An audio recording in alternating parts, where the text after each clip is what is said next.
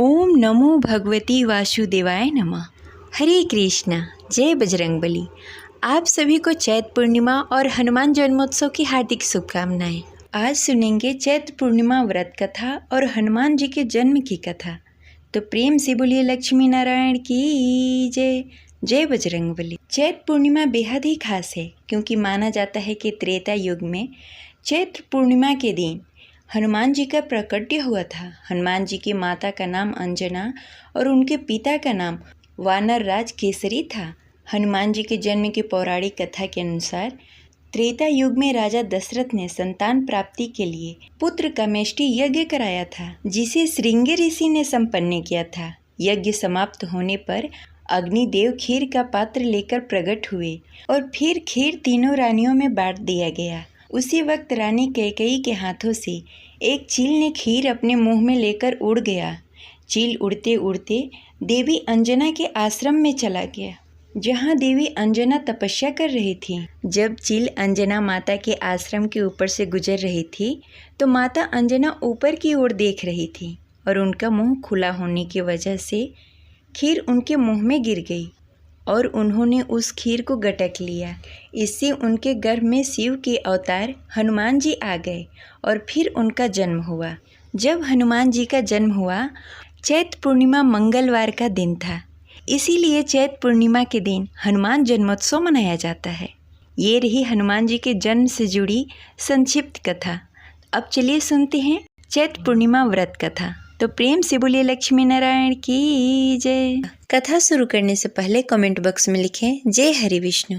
द्वापर युग में एक बार माता यशोदा ने अपने पुत्र भगवान श्री कृष्ण से कहा, हे कृष्ण, तुम संसार के रचयिता और पालनहार हो। आज मुझे कोई ऐसा उपाय बताओ जिसे करने से स्त्रियों को सौभाग्य की प्राप्ति हो, साथ ही उसकी सभी मनोकामनाएं पूर्ण हो जाए। तब भगवान श्री कृष्ण ने कहा, हे माता, तुमने अति सुंदर प्रश्न किया है। मैं तुमसे ऐसे ही व्रत को सविस्तार कहता हूँ, ध्यान पूर्वक सुनो। सौभाग्य की प्राप्ति के लिए स्त्रियों को 32 पूर्णमासी का व्रत करना चाहिए। इस व्रत को करने से स्त्रियों को सौभाग्य और संपत्ति मिलती है। यह व्रत अचल सौभाग्य देने वाले एवं भगवान शिव और माता पार्वती के प्रति मनुष्य के अंदर भक्ति को बढ़ाने वाली है। यशोदा जी कहने लगी, हे कृष्ण, सर्वप्रथम इस व्रत को मृत्युलोक में किसने किया था? इसके विषय में विस्तार पूर्वक बताओ। भगवान श्री कृष्ण कहने लगे कि इस भूमंडल पर अनेक प्रकार के रत्नों से परिपूर्ण कातिका नामक एक नगरी में, वहाँ चंद्रहांस नामक राजा राज्य करता था। उसी नगर में धनेश्वर नामक एक ब्राह्मण भी था और उसकी स्त्री अति सुशीला रूपवती थी। दोनों ही उस नगर में बड़े ही प्रेम पूर्वक रहते थे। घर में धन्य धान्य आदि की कोई कमी नहीं थी, परंतु उसको बहुत बड़ा दुख था कि उसकी कोई संतान नहीं है। एक समय एक बड़ा ही योगी उस नगर में आया। वह योगी उस ब्राह्मण के घर को छोड़कर अन्य सभी घरों में भिक्षा लेकर भोजन किया करता था। वह रूपवती से कभी भिक्षा नहीं लेता था। एक दिन वह योगी रूपवती से भिक्षा न लेकर किसी अन्य घर में भिक्षा लेकर गंगा किनारे जाकर भिक्षुक को प्रेम पूर्वक ग्रहण करने लगा कि धनेश्वर ने योगी का यह सब कार्य देख लिया। अपनी भिक्षा के अनादर से दुखी होकर धनेश्वर ने योगी से बोला, हे महात्मा, आप सब घरों में भिक्षा लेते हैं, परंतु आप मेरे घर में कभी भिक्षा नहीं लेते, इसका क्या कारण है? योगी ने कहा, निसंतान के घर से भिक्षा लेकर पतितों के अन्न से तुल्य होती है, और जो पतितों का अन्न खाता है वह भी पतित हो जाता है। क्योंकि तुम निसंतान हो, इसलिए पतित हो जाने के भय से मैं तुम्हारे घर से भिक्षा नहीं लेता। धनेश्वर योगी की यह बात सुनकर बहुत दुखी हुआ और हाथ जोड़कर योगी के पैरों में गिर गया और कहने लगा, हे महाराज, यदि ऐसा है तो आप पुत्र प्राप्ति का उपाय बताएं। आप सर्वज्ञानी हैं, मुझ पर कृपा करें। हे भगवान, मेरे घर में धन धान्य की कोई कमी नहीं, परंतु मैं पुत्र न होने के कारण अत्यंत दुखी रहता हूँ। आप मेरे इस दुख का हरण करें। आप समर्थवान हैं, यह सुनकर योगी कहने लगे, हे ब्राह्मण, तुम चंडी की आराधना करो। घर आकर उसने अपनी पत्नी से सब वृत्तांत कहा और स्वयं तप करने के लिए वन में चला गया। वन में जाकर उसने चंडी की उपासना की और उपवास किए। चंडी ने 16वें दिन उसको स्वप्न में दर्शन दिया और कहा, हे धनेश्वर, जा, तेरे घर में पुत्र होगा, परंतु वह 16 वर्ष की आयु में मृत्यु को प्राप्त हो जाएगा। यदि तुम दोनों पति पत्नी 32 पूर्णमासी का व्रत विधि विधान पूर्वक करोगे तो वह दीर्घायु हो जाएगा। जितनी तुम्हारी सामर्थ्य हो आटे के दिए बनाकर शिव जी भगवान का पूजन करना, परंतु पूर्णमासी का व्रत 32 होने चाहिए। प्रातःकाल होने पर इस स्थान के समीप तुम्हें एक आम का वृक्ष दिखाई देगा। उस पर चढ़कर एक फल तोड़कर शीघ्र ही अपने घर चले जाना और अपनी पत्नी से सब वेदांत कहना। ऋतु स्नान के पश्चात वह स्वच्छ होकर श्री शंकर भगवान का ध्यान करके उस फल को खा लेगी। भगवान शिव की कृपा से उसे गर्भ हो जाएगा। जब वो ब्राह्मण प्रातःकाल उठा, उस स्थान पर एक वृक्ष उगा हुआ था जिस पर एक अत्यंत सुंदर आम का फल लगा हुआ था। उस ब्राह्मण ने उस आम के वृक्ष पर चढ़कर फल को तोड़ने का प्रयत्न किया, परंतु वृक्ष पर कई बार प्रयत्न करने पर भी वह चढ़ नहीं पाया। तब वह ब्राह्मण को बहुत चिंता हुई। तब विघ्न विनाशक श्री गणेश भगवान की वंदना करने लगा। हे दयानिधि, अपने भक्तों को विघ्नों का नाश करके उसके मंगल कार्य को करने वाले, दुखों का नाश करने वाले, रिद्धि सिद्धि प्रदान करने वाले, आप मुझ पर कृपा करके इतना बल दें कि मैं अपने मनोरथ को पूरा कर सकूं। इस प्रकार गणेश जी की प्रार्थना करने पर उसकी कृपा से धनेश्वर वृक्ष पर चढ़ गया और उसने सुंदर आम का फल तोड़ लिया। और धनेश्वर ने सोचा, जो वरदान से फल मिला था वो यही है और कोई फल दिखाई नहीं दे रहा। उस धनेश्वर ब्राह्मण ने जल्दी से घर जाकर अपनी पत्नी को वह फल दे दिया और उसकी पत्नी ने अपने पति के कहे अनुसार उस फल को खा लिया और गर्भवती हो गई। देवी जी की असीम कृपा से उसे एक अत्यंत सुंदर पुत्र प्राप्त हुआ, जिसका नाम उन्होंने देवीदास रखा। माता पिता के हर्ष और शोक के साथ वह बालक शुक्ल पक्ष की चंद्रमा की भांति अपने पिता के घर में बड़ा होने लगा। वह बालक अति सुंदर, विद्वान और बहुत ही पढ़ने में निपुण हो गया। दुर्गा जी के आज्ञानुसार उसको 32 पूर्णमासी का व्रत रखना आरंभ कर दिया, जिससे उसका पुत्र बड़ी आयु वाला हो जाए। 16वां साल लगते ही देवीदास के माता पिता को बड़ी ही चिंता हो गई कि उसके पुत्र की इस वर्ष मृत्यु न हो जाए। इसलिए उन्होंने अपने मन में विचार किया कि यदि यह दुर्घटना उसके सामने हो गई तो वो कैसे सहन कर पाएंगे। इसलिए उन्होंने देवीदास के मामा को बुलाया और कहा, हमारी एक बहुत बड़ी इच्छा है कि देवीदास 1 साल के लिए काशी में जाकर विद्या अध्ययन करे और उसको अकेला भी नहीं छोड़ना चाहिए, इसलिए साथ में तुम चले जाओ और 1 वर्ष के पश्चात उसको वापस लेकर आना।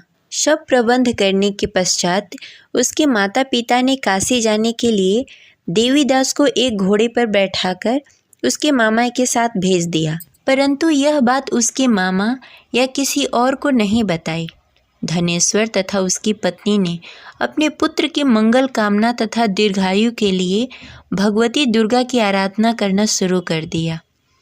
पूर्णमासी का व्रत करना आरंभ कर दिया। इस प्रकार बराबर 32 पूर्णमासी व्रत किया। उन्होंने पूरी श्रद्धा और भक्ति के साथ पूरा व्रत कर लिया। कुछ समय पश्चात एक दिन वह मामा और भांजा रात बिताने के लिए किसी गांव में ठहरे हुए थे। उस दिन उस नगर में ब्राह्मण के अत्यंत सुंदर, सुशील और रूपवती कन्या का विवाह होने वाला था। जिस धर्मशाला के अंदर वर और उसके बाराती ठहरे हुए थे, उसी धर्मशाला के अंदर देवीदास और उसके मामा भी ठहरे हुए थे। उधर कन्या को तेल आदि चढ़ने के बाद जब लग्न का समय आया तो वर की तबीयत खराब हो गई। वर के पिता ने अपने परिवार वालों से विचार विमर्श करके कहा कि देवीदास मेरे पुत्र जैसा ही है, मैं उसके साथ लग्न करा दूं और बाद में बाकी सारे काम मेरे बेटे के साथ पूरे हो जाएंगे। ऐसा करने के बाद वर के पिता ने देवीदास को मांगने के लिए उसके मामा के पास गए और उन्हें सारी बात बताई। मामा ने कहा कि कन्यादान में जो कुछ भी मिलेगा वो हमें दे दिया जाए। वर के पिता ने बात स्वीकार कर ली। इसके बाद देवीदास का विवाह कन्या के साथ संपन्न हो गया। इसके बाद वह अपने पत्नी के साथ भोजन न कर सका और मन में विचार करने लगा, न जाने यह किसकी पत्नी होगी। यह सोचकर उसकी आंखों से आंसू आ गए। तब वधू ने पूछा कि क्या बात है, आप उदास क्यों हैं? तब उसने सारी बातें पत्नी को बता दी। तब कन्या कहने लगी कि यह ब्रह्म विधान के विपरीत है। आप मेरे पति हैं, मैं आपकी पत्नी रहूंगी, किसी अन्य की कभी नहीं हो सकती। तब देवीदास ने कहा, ऐसा मत करिए, क्योंकि मेरी आयु कम है, मेरे बाद आपका क्या होगा। लेकिन उसकी पत्नी नहीं मानी और बोली, स्वामी आप भोजन करिए। दोनों रात में सोने के लिए चले गए। सुबह देवीदास ने पत्नी को 4 नगों से जड़ी एक अंगूठी दी और एक रुमाल दिया और बोला, हे प्रिय, इसे ले लो, संकेत समझकर स्थिर चित्त हो जाओ। मेरे मरण जीवन के जानने के लिए एक पुष्प वाटिका बना लो, उसमें सुगंधित पुष्पों को उगा लो, उसमें प्रतिदिन जल देना और खेलते कूदते रहना। जिस समय और जिस दिन मेरा प्राण प्राणांत होगा उस दिन यह पुष्प सूख जाएंगे। जब यह फिर से हरे हो जाएं, तो जान लेना मैं जीवित हूँ। यह समझाकर वह वहाँ से चला गया। इसके बाद जब वर और बाराती मंडप में आए तो कन्या ने उसे देखकर कहा कि ये मेरा पति नहीं है, मेरे पति वह हैं जिनके साथ मेरा रात में विवाह हुआ था। इसके साथ मेरा विवाह नहीं हुआ। अगर यह वही है तो यह बताए कि मैंने इसको क्या दिया, साथ ही कन्यादान के समय आभूषण मिले उसे दिखाए। कन्या की ये बातें सुनकर वह कहने लगा कि मैं यह सब नहीं जानता। इसके बाद सारी बारात भी अपमानित होकर लौट गई। भगवान श्री कृष्ण बोले, हे माता, इस प्रकार देवीदास काशी चला गया। कुछ समय जब बीत गए तो एक सर्प उसको डसने के लिए वहां आया, लेकिन वह उसको काट नहीं पाया, क्योंकि उसकी माता ने पहले ही 32 पूर्णमासी का व्रत कर लिए थे। इसके बाद खुद काल वहां पहुंचा। भगवान की कृपा से तभी वहां माता पार्वती और भगवान गणेश आ गए।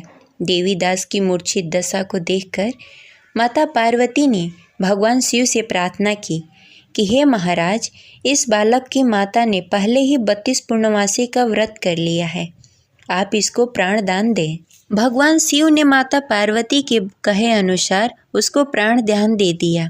उधर उसकी पत्नी उसके काल की प्रतीक्षा कर रही थी।